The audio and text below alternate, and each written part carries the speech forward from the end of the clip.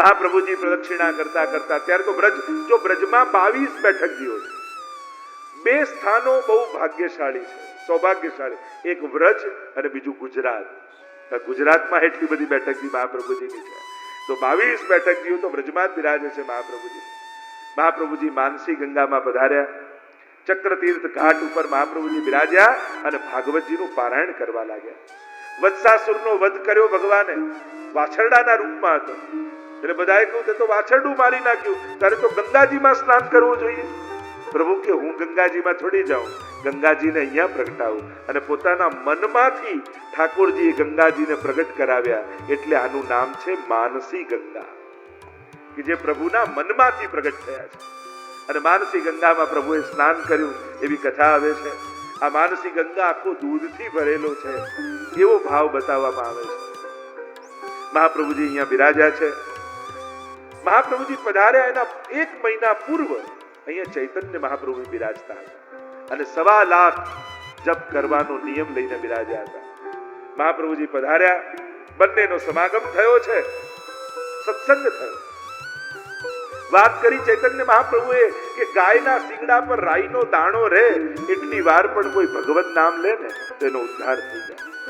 મહાપ્રભુજીએ કહ્યું બિલકુલ સાચી વાત છે, પણ એનાથી આગળ એક વાત એ પણ છે કે ગાયના શિંગડા પર રાઈનો દાણો રહે એટલી વાર પણ કોઈ ભગવાનને ભૂલે તો કલિયુગ પ્રવેશ કરી જાય.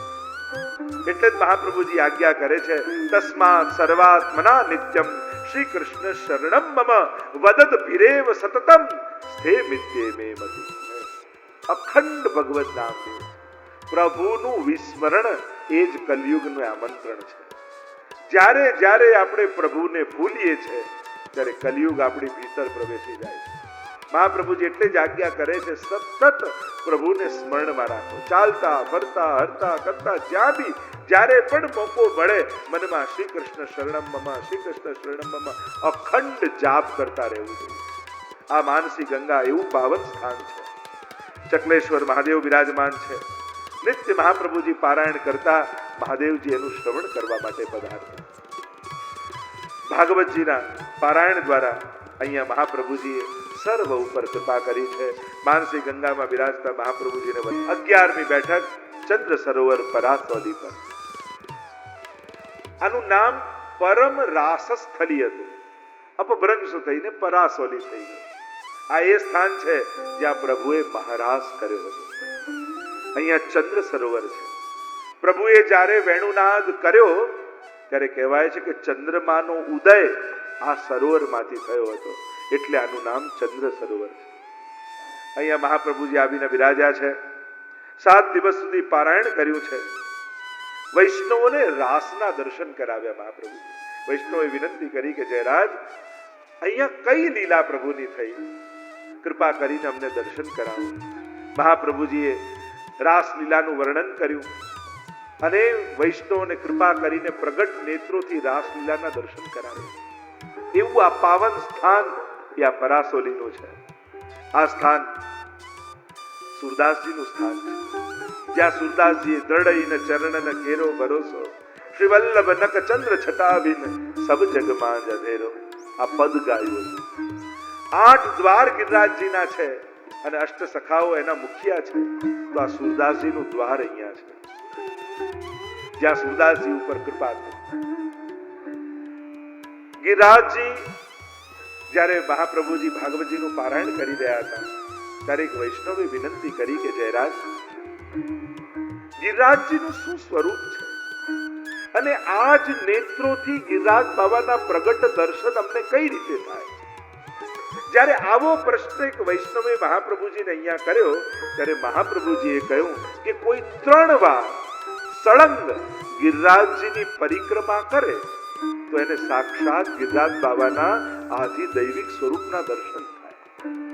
અને જ્યારે આવા વચનો મહાપ્રભુજીના મુખે સાંભળ્યા વૈષ્ણવે ત્યારે એના મનમાં સંકલ્પ થયો કે શ્રી વલ્લભની આજ્ઞા થઈ છે તો હું 3 વાર ગિરિરાજજીના દર્શન કરીશ, પરિક્રમા કરી અને પ્રગટ દર્શન કરીશ. અને વૈષ્ણવ ચાલવા લાગ્યો. પણ ચાલીને જ્યાં જવા જાય એટલામાં સામે એક શ્વેત ભુજંગ સર્પ બેસેલો દેખાય. એને થયું કે ક્યાંક અપશુકન થઈ ગયું, સર્પ દેખાઈ ગયો. એટલે દોડતા દોડતા આગળ નીકળી ગયા. આગળ નીકળ્યા તો એક ગ્વાલ દેખાય અને એને કહ્યું કે તમે આગળ જાઓ છો તો સાવધાનીથી જજો, આગળ મેં સિંહ જોયો છે. કહ્યું કે મેં તો સંકલ્પ કર્યો છે, હવે ડરવું નથી, મારે તો આગળ જ વધવું છે. આગળ ગયો તો એક સિંહ દેખાય. મનમાં વલ્લભનું નામનું સ્મરણ કરી રહ્યા છે, પ્રભુના નામનું સ્મરણ કરે છે અને બચતા ભાગતા જ્યાં આગળ ગયા તો સિંહ અદૃશ્ય થઈ ગયો. અને હજી આગળ ગયા તો પૂંછડીના ભાગમાં એક સુંદર ગાય દેખાય. કહ્યું કે આ ગાય અહીંયા ક્યાંથી આવી? ગાયને વંદન કરીને આગળ આવ્યા અને 3 વાર આ રીતે પરિક્રમા કરી, પણ એને થયું કે મને તો ગિરિરાજજીના પ્રગટ દર્શન ન થયા. મહાપ્રભુજીએ કહ્યું કે 3 વાર પરિક્રમા કરશો તો દર્શન આપશે. આવ્યા મહાપ્રભુજી પાસે, વિનંતી કરી, જયરાજ આપે આજ્ઞા કરી હતી કે 3 વાર જો ગિરિરાજની પરિક્રમા સળંગ કરું તો મને ગિરિરાજ બાબા પ્રગટ સ્વરૂપે દર્શન આપે, તો મને તો દર્શન ન થયા. મહાપ્રભુજી હસ્યા અને કહ્યું, સામે એક સર્પ બેઠો હતો, એ ગિરિરાજજી નહીં તો બીજું કોણ હતું? એક ગ્વાલ મળ્યા, એ ગિરિરાજજી નહીં તો બીજું કોણ હતું? એ સિંહ રૂપે દેખાયા, એ ગિરિરાજજી નહીં તો બીજું કોણ હતું? એ ગાય રૂપે દર્શન આપ્યા, એ ગિરિરાજજી નહીં તો બીજું કોણ હતું? અધિકાર ન હોય તો સામે પ્રગટ થયેલા પ્રભુ પણ પ્રભુ જેવા ન લાગે. એમ મહાપ્રભુજીએ કહ્યું, તારો અધિકાર પ્રગટ દર્શનનો નહોતો, પણ મારા વચનને રાખીને તું ગયો હતો એટલે ગિરિરાજજીએ તને દર્શન આપ્યા. આ બધા સ્વરૂપો પ્રગટ ગિરિરાજજીના જ છે અને ગિરિરાજજીએ પ્રગટ રૂપે તારી સન્મુખ આવ્યા, તને દર્શન આપ્યા, પણ પ્રગટ સ્વરૂપના દર્શનનો તારો અધિકાર નહોતો એટલે સામે આવેલા ઠાકોરજી પણ ઠાકોરજી તને ન લાગ્યા. એટલે અધિકાર બહુ મહત્વનો છે. અહીંયા મહાપ્રભુજી સમજાવે છે અને આજ્ઞા કરે છે, જેનો જેવો અધિકાર હોય એવી એને પ્રાપ્તિ થાય. અને જો અધિકાર ન હોય અને છતાંય પરાણે દર્શન કરવાની કોશિશ કરે તો એને સામે આવેલા ઠાકોરજી પણ પ્રભુ તરીકેનો આનંદ ના આપી શકે. એટલા માટે જીવનો અધિકાર જેવો હોય એટલી જ પ્રાપ્તિ થાય, એમ મહાપ્રભુજીના વચન થયા. પણ વચન એ હતા કે 3 વાર પરિક્રમા કરે તો ગિરિરાજજી દર્શન આપે. અહીંયા એવી કૃપા વૈષ્ણવ પર કરી છે. અહીંયા 11મી બેઠક ચંદ્ર સરોવર પર મહાપ્રભુજીને વંદન કરીએ. બોલો વલ્લભાધીશ કી જય. 12મી બેઠકજી આન્યોરમાં સદુ પાંડેના ઘરે શ્રી મહાપ્રભુજી વિરાજમાન છે. શ્રીનાથજી આજ્ઞા કરી છે, મહાપ્રભુજી પૃથ્વી પ્રદક્ષિણા કરી રહ્યા છે. પૃથ્વી પ્રદક્ષિણા કરતા કરતા પરિક્રમા तीजी चित आई और झारखंड में प्रभु ने जताई, अब के मोही मिलो मन भाई. મહાપ્રભુજી પ્રદક્ષિણા કરતા કરતા ઝારખંડ પધાર્યા અને ત્યાં શ્રીનાથજી બાબાએ આજ્ઞા કરી કે હું બ્રજમાં પ્રગટ થયો છું, આપ અહીંયા પધારો અને મારી સેવા જગતમાં પ્રગટ કરો. અને મહાપ્રભુજી પૃથ્વીકર્મા છોડી અને સીધા બ્રજમાં આવ્યા. ગિરિરાજ ને આશ્વાસ દીધો ધરી કોમલ ચરણ અને હરખે તે સામા આવ્યા ગોવર્ધન ઉદ્ધરણ. સદુ પાંડેના ઘરે મહાપ્રભુજી પધાર્યા. રોજ દીકરી નરો દૂધનો કટોરો લઈને શ્રીનાથજીને પાવા જાય છે. મહાપ્રભુજી પધાર્યા છે અને અહીંયા સાંજના સમયે બધા જ બ્રજવાસીઓ ભેગા થઈ ગયા છે. પૂછ્યું છે, આ કોણ પ્રગટ થયું છે? તો કહ્યું, રોજ દૂધ પાવા તો જઈએ છે, પણ એ કોણ છે, એનું શું સ્વરૂપ છે, શાસ્ત્રોમાં એમનો શું ઉલ્લેખ છે, અમે કાંઈ જાણતા નથી. અને ત્યારે મહાપ્રભુજી શાસ્ત્રોના પ્રમાણ આપી આપી સમજાવે, આ કોઈ સાધારણ દેવતા નથી, આ તો દેવ દમન શ્રીનાથજી છે. ગર્ગ સંહિતામાં જેનો ઉલ્લેખ મળે છે, મધ્યે તું ગોવર્ધન નાથો શૃંગાર મંડલે, કલિયુગના 4500 વર્ષ વ્યતીત થશે ત્યારે શૃંગાર મંડળ બ્રજમંડળમાં ગિરિરાજજીની મધ્યમાંથી સ્વયં ગોવર્ધન નાથ રૂપે શ્રી કૃષ્ણ પ્રગટ થવાના છે. આ તો એ પધાર્યા છે. કહ્યું કે આપ આચાર્ય છો, આપ સ્વરૂપ સમજાવી શકો, અમે તો જાણતા નથી, આપ પધારો ને એમને પ્રગટ કરો. અને વર્ણન કરતા બીજા દિવસની સવાર પડી છે, શોભિત કર નવનીત લી. આવા સુંદર દર્શન સુદાસને થયા, કારણ કે મહાપ્રભુજીના વચન સ્વરૂપાત્મક છે. જે વચન મહાપ્રભુજી બોલે એ બધા સ્વરૂપો પ્રગટ થાય, એ લીલા પ્રગટ થાય. દુઃખથી ભરેલા અભિષેકના દર્શન, ગોવિંદકુંડના દર્શન કરાવ્યા. એકવાર કૃષ્ણદાસ મેઘન આવ્યા, વિનંતી કરી કે જયરાજ, આપ તો આજ્ઞા કરો છો કે ગિરિરાજજીની ભીતર પ્રગટ ગોલોક ધામ છે, કૃપા કરીને મને દર્શન કરાવો. મહાપ્રભુજી આજ્ઞા કરી, કૃષ્ણદાસ અષ્ટાક્ષરનો અખંડ જાપ કરતા કરતા ગિરિરાજજીની સામે જે કંદરા દેખાય છે એની ભીતર પ્રવેશ કરી જાઓ. ઠાકોરજીની કૃપાથી પ્રગટ ગોલોક ધામના દર્શન થશે. અખંડ શ્રી કૃષ્ણ શરણમ મમ, શ્રી કૃષ્ણ શરણમ મમ જાપ કરતા કરતા કરતા કૃષ્ણદાસ મેઘન કંદરાની ભીતર પ્રવેશ કરે. જેવી કૃપા ગુસાઈજીએ ચતુર્બુદ્ધદાસજી પર કરી હતી, ગોવર્ધન ગિરી સઘન કંદરા રૈન નિવાસ કિયો પિય પ્યારી. ગુસાઈજીના વચનોથી ચતુર્બુદ્ધદાસ જ્યારે ભીતર ગયા અને યુગલ સ્વરૂપના એ લીલાના દર્શન થયા, એ રીતે કૃષ્ણદાસ મેઘન ભીતર પ્રવેશ કરે.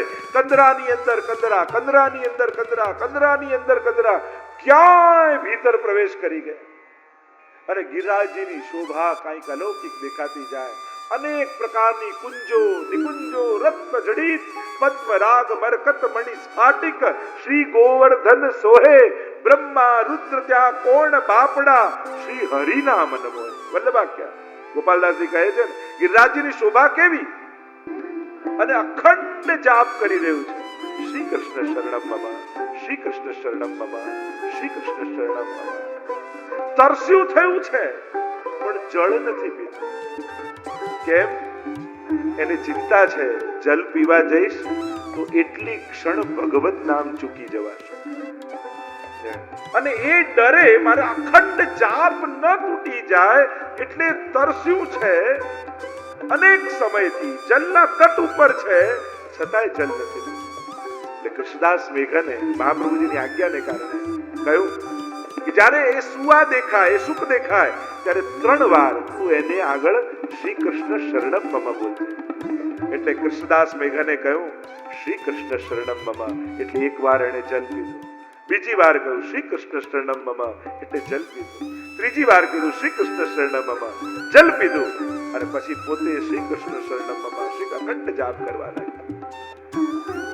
આશ્ચર્ય થયું. અલૌકિક ગોલોક ધામના દર્શન ગોપાલ મહાપ્રભુની કૃપાથી કૃષ્ણદાસ મેઘનને થયા. પણ આ સુવા સુખ કોણ છે? અને આવીને મહાપ્રભુજી આગળ વિનંતી કરી. ત્યારે કહ્યું, આ તો રાધાજીનું સુખ છે. સુવા પડાવત સારંગ નયની બધું આવે છે ને કે સ્વામીજી એક પોપટ પાડ્યો છે અને એ હંમેશા રાધા રાધા રાધા બોલે છે. ત્યારે રાધાજીએ કહ્યું, તું રાધા રાધા ના બોલ, શ્યામ શ્યામ બોલ, શ્રી કૃષ્ણ શરણમ મમ બોલ. મને પ્રભુનું નામ સાંભળીને બહુ આનંદ આવે છે. અને જ્યારે રાધાજી આવું કહ્યું ત્યારે સંકલ્પ કર્યો, અખંડ ભગવત નામ લઈશ. અને આવા સંકલ્પ સાથે સુખ લીલામાં રહે છે, પણ નામ લેવાનું ચૂકી જાય એ ડરે જલ નથી પીતો. પણ જ્યારે કોઈ દૈવી જીવ ભીતર આવે અને ભગવત સ્મરણ કરાવે ત્યારે જલપાન કરે અને એટલા સમય સુધી એનો દેહ ટકી જાય. અને જ્યારે આવું મહાત્મ્ય સાંભળ્યું ભગવત નામનું, ત્યારે મહાપ્રભુજીના વચનો સમજમાં આવ્યા. તસ્માત સર્વાત્મના નિત્યમ શ્રી કૃષ્ણ શરણમ મમ. કૃષ્ણદાસના મેઘનના મનમાં એક શંકા હતી કે અખંડ ભગવત નામ કઈ રીતે લેવાય. ત્યારે આ પ્રમાણ આપીને મહાપ્રભુજીએ સમજાવ્યું, જેના સંકલ્પો દ્રઢ હોય છે એના ભાવની રક્ષા ઠાકોરજી કરી દેતા હોય છે. તમારા નિયમો દ્રઢ હોય તો તમારો નિયમ ભગવાન સાચવશે. એવા સંજોગો, એવા વ્યક્તિઓ, એવા લોકોને મોકલશે કે તમારો નિયમ તૂટવા નહીં દેતા. ત્યારે આવું મહાત્મ્યનું દર્શન કરાવે. એવી આ સ્થાન એ આ ગોવિંદ કુંડનું સ્થાન છે, જ્યાં મહાપ્રભુજી કૃપા કરી, કૃષ્ણદાસ મેઘન પર કૃપા કરી. આગળ 14મી બેઠક એ સુંદર શિલાના બેઠકની છે. બોલો વલ્લભાધીશ કી જય. સુંદર શિલા એટલે જતીપુરામાં ગિરિરાજજીનું મુખારવિંદ. ત્યાં સામે જો ગિરિરાજજીની આરતી થાય એટલે પછી બધા આમ વળી જાય. કારણ મહાપ્રભુજીનું એક નામ છે ગોવર્ધન સ્થિતિ ઉત્સાહ. મહાપ્રભુજીને ગિરિરાજજીની તરેટીમાં રહેવું અતિ પ્રિય છે. અતિ ઉત્સાહ છે મહાપ્રભુજીને ગિરિરાજજીના સાનિધ્યમાં રહેવાનો. એટલે સદાય મહાપ્રભુજી ગિરિરાજજીની સન્મુખ બિરાજી અને અખંડ ભાગવતજીનો પાઠ કરે છે. એટલે ગિરિરાજજીની આરતી થાય પછી તુરંત મહાપ્રભુજીની આરતી થાય. આ છે સુંદર શિલાના બેઠકજી. અહીંયા દિવાળીના દિવસ આવ્યા ત્યારે મહાપ્રભુજીએ કહ્યું કે અહીંયા અમે અન્નકૂટ ઉત્સવ કરીશું. શ્રીનાથજીને ઉપર પધરાવ્યા હતા અને કહેવાય છે કે સવાશેરના એનો અન્નકૂટ સકડી આરોગાવી મહાપ્રભુજીએ અને સકડી સિદ્ધ કરી શ્રીનાથજી બાબાને ભોગ ધરી ગિરિરાજ બાબાનું પૂજન કર્યું. માનસી ગંગાના જલ આદિથી દુગ્ધાભિષેક કર્યા મુખારવિંદના અને શ્રીનાથજીનો સૌથી પહેલો અન્નકૂટ અહીંયા મહાપ્રભુજીએ કર્યો. દિવાળીથી મહાપ્રભુજી અહીંયા બિરાજ્યા. અહીંયા જ તો પ્રસંગ છે ને કે સેવામાંથી પહોંચી અનવસરનો સમય છે અને ગિરિરાજજીની ધરેટીમાં જ્યાં મહાપ્રભુજીના બેઠકજી છે ને મુખારવિંદની સામે, તો મહાપ્રભુજી છિનક વિશ્રામ લે નિજ મંડલી બુલાઈ. એટલે અનવસર થયો ઠાકોરજીના આરોગ આવ્યા પછી શ્રમ દૂર કરવા માટે ક્ષણવાર મહાપ્રભુજી લેટ્યા છે, સુતા નથી, આડા પડ્યા. આપણે કે નમામિ હૃદયે શેષે લીલા ક્ષીરાબ્ધિ સાઈનમ. સાઈનમ પ્રભુ સુતા છે હૃદય રૂપી શેષ ઉપર. સુતા એટલે સુઈ નથી ગયા, કેવળ લેટ્યા છે. પ્રભુ સુઈ જાય તો પ્રલય થઈ જાય. તો અહીંયા મહાપ્રભુજી પણ લેટ્યા છે, પણ ક્યાં? દમલાજીની ગોદમાં. દમલાજી ગોદ કરીને બિરાજ્યા છે અને ગોદમાં મહાપ્રભુજી મસ્તક રાખીને લેટ્યા છે. એટલામાં થોડો સમય થયો, થોડી નિંદ્રા આવી હોય એવું લાગ્યું મહાપ્રભુજીને અને ઉપરથી છમ છમ છમ છમ છમ અને શિલાઓ એક શિલા બીજી શિલાથી થતા થતા અમારા ગોવર્ધનના તમારા શ્રીનાથજી બાબા પોતાના નુપુરનો રણકાર કરતા કરતા નીચે પધારી રહ્યા છે મહાપ્રભુજી પાસે. અને એ જ ક્ષણે દમલાજીના મનમાં એમ થયું, અરે શ્રી વલ્લભ હમણાં તો સેવા કરીને પોડ્યા અને જો ઠાકોરજી તો નટખટ છે, એમના નુપુરના ધ્વનિઓ કરશે, કિંકણીઓના શોર કરશે અને એ શોર ક્યાંક શ્રી વલ્લભના કર્ણમાં પડશે ને તો એમની નિંદ્રા તૂટી જશે, મારો સેવક ધર્મ જશે. અત્યારે હું ઠાકોરજીની સેવામાં નથી, અત્યારે હું મહાપ્રભુજીની સેવામાં છું. અત્યારે હું શ્રી વલ્લભનો સેવક છું, એટલે મારો પ્રધાન ધર્મ તો શ્રી વલ્લભની સેવા, એમના સુખને વિચાર કરવાનો છે. અને જો એ ચૂકી જવું તો મારો સેવક ધર્મ જાય. એટલે દમલાજીએ અવાજ ન કર્યો, ઈશારાથી હાથ આમ ઠાકોરજીને કર્યો, ત્યાં જ ઉભા રહી જાઓ, મારા વલ્લભ પોડ્યા. અને જ્યાં આવો હાથ કર્યો એટલે ઠાકોરજી સ્તબ્ધ થઈને ઉભા રહી ગયા. આમ ને આમ ઠાકોરજી ઠાડા રહી ગયા કે વલ્લભ ક્યારે જાગે ને હું નીચે ઉતરું. ઠાકોરજી વલ્લભીઓની આજ્ઞાને પણ ટાળતા નથી, ભગવદીઓની આજ્ઞાનું ઉલ્લંઘન કરતા નથી. ઠાકોરજીને આની આજ્ઞા શું કરવા માનું, હું તો મહાપ્રભુજી પાસે જાઉં છું, હું તો પ્રભુથી બંધાયેલો છું. પણ જેના હૃદયમાં વલ્લભ બિરાજતા હોય ને એના વચનો પણ વલ્લભના જ વચન માનવા. જેના મુખમાં સતત વલ્લભ નામ રહેતું હોય, જેના હૃદયમાં અખંડ વલ્લભનો વાસ હોય, એની વાણીમાં પણ વલ્લભ હોય છે. ત્યારે એમ માનવું કે આ નથી બોલતા, મહાપ્રભુજી કહી રહ્યા છે. પછી પોતાના બુદ્ધિના તર્ક વિતર્ક અને એની લગાવવા, પછી તો વલ્લભની આજ્ઞા થઈ એ રીતે વાણીને સ્વીકારી. એટલે ઠાકોરજીએ વલ્લભીની કાની રાખી અને ઠાડા થઈ ગયા. એટલામાં થોડી ક્ષણ થઈને મહાપ્રભુજીના નેત્રો ખુલ્યા, કેમ કે રણકાર કણમાં તો પડ્યો હતો અને જુआ તો શ્રીનાથજી બાબા પર્વત પર ઠાડા છે. અરે બાબા દૂર કેમ ઉભા છો, અહીંયા પધારો પધારો આપ. અને છમ છમ છમ છમ છમ છમ કરતા શ્રીનાથજી બાબા નીચે આવ્યા અને શ્રી મહાપ્રભુજીની ગોદમાં આવીને બિરાજ્યા. થોડી પર હાથ મૂકીને મહાપ્રભુજી પૂછે કે બાબા આમ દૂર કેમ ઉભા હતા, મને કેમ મારી પાસે મને કેમ ન જગાડ્યો? અરે હું તો આવતો તો જ આપની પાસે, આ આપના સેવક મને બરજ્યા અને મને ઊભો કરી દીધો. આપના સેવકે મને નિકટ ના આવવા દીધો, હાથ આમ કરીને મને ઠાડો કરી દીધો, એટલે હું ઠાડો રહી ગયો. અરે મહાપ્રભુજી નારાજ થયા. ક્यों दमला, तूने ठाकुर जी को क्यों रोके? એમને કેમ ત્યાં ઉભા રાખી દીધા? એમને રોકાય? આ તો પ્રભુ છે, પ્રભુના સુખનો વિચાર કરો. દમલાજી હાથ જોડીને કહ્યું, શ્રી વલ્લભ હમણાં હું ઠાકોરજીની સેવામાં નહોતો, આપની સેવામાં હતો. અને આ ક્ષણે જેની સેવામાં હોય એના દાસ બનીને રહેવાય. મારે તો આપના સુખનો વિચાર કરવો જોઈએ, કારણ કે જો આપ જાગી જાઓ તો મારો સેવક ધર્મ જાય. અને મહાપ્રભુજી નારાજ થયા, ઠાકોરજી સાથે આમ નહીં કરું. અને ત્યારે ઠાકોરજી ઠાડા થઈ દમલાજીના પક્ષમાં ઉભા રહી ગયા. વલ્લભ, આમને બરજો નહીં, આમણે જે કર્યું છે બિલકુલ બરાબર કર્યું છે. કારણ આ આપની સેવામાં હતા એટલે આપના સુખનો વિચાર કરવો એ જ આમનો પહેલો ધર્મ. એટલે એમણે તો એમનો સેવક ધર્મ નિભાવ્યો.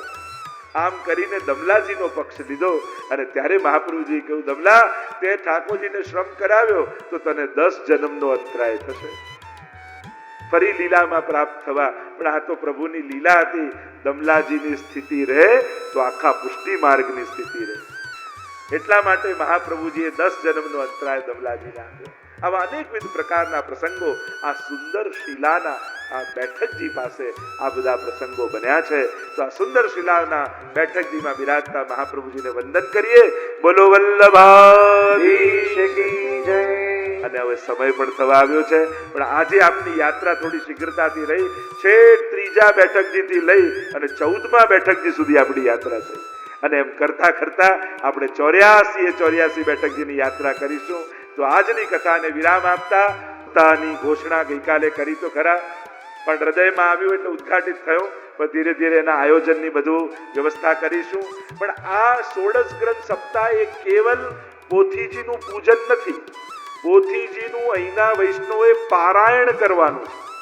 16 ગ્રંથોનું આપણે પારાયણ કરીશું, પૂજન તો કરીશું. એટલે જે મનોરથી થાય એમણે પોતે પારાયણ કરવા બેસવું હોય તો એ પોતે બેસી શકે છે. અને તમને જો અનુકૂળતા નહીં આવે તો તમારા વતી અમે લોકો કોઈ વૈષ્ણવને સિલેક્ટ કરીશું અને એમને પારાયણ કરવા બેસાડીશું. પણ આ 16 ગ્રંથોનું રોજ પારાયણ થશે. આ એક જુદા પ્રકારનો ઉત્સવ. પહેલી વાર પુષ્ટિ માર્ગના ઇતિહાસમાં આવો 108 16 ગ્રંથ પારાયણનો ઉત્સવ થશે. એટલે 16 ગ્રંથોનું રોજ પારાયણ. અને નક્કી વિચાર એ આવ્યો કે અધિક માસમાં આ પારાયણનો ઉત્સવ કરીશું. એટલે અધિક મહિનો આપણો સાચા અર્થમાં અધિક બની જાય. તો અધિક સેવા, અધિક કથા, અધિક સત્સંગ. પણ એની તારીખો હવે બધું જોઈને નક્કી થશે. તો આવું દિવ્ય ઉત્સવ પહેલી વાર થશે કે જ્યાં 108 વૈષ્ણવો બેસી અને 16 ગ્રંથ એ ભાગવતજીનો સાર છે. એટલે અધિક માસમાં ભાગવતજીનું પારાયણ રૂપે 16 ગ્રંથનું પારાયણ આપણે કરીશું. અને પછી રોજ એક ગ્રંથો ઉપર એની દિવ્ય ગાથા, કથા અને એની આખી વિવેચના કરવામાં આવશે. આપણા કેટલા આચાર્યો એના પર ટીકાઓ લખી છે એની સમજૂતી. એટલે આ એક વિશેષ પ્રકારનું આયોજન છે. તો એ બધામાં લોકો તો ઉત્સાહથી જોડાઈ રહ્યા છે. આપ લોકો, મને લાગે 7 દિવસમાં 108 નામ તો એમને થઈ જશે. અને આપણે જે ઉત્સવ કરવાના છીએ એવું અલૌકિક અને દિવ્ય હશે. જ્યારે તમે એનો અનુભવ કરશો તમને ખ્યાલ આવશે. એની આખી રૂપરેખા પછી તમારી આગળ મૂકીશું. તો આપણે બધા જ મળી એનો આનંદ લઈશું. તો આજની આ કથાને વિરામ આપતા બોલો ગોવર્ધન નાથ કી જય.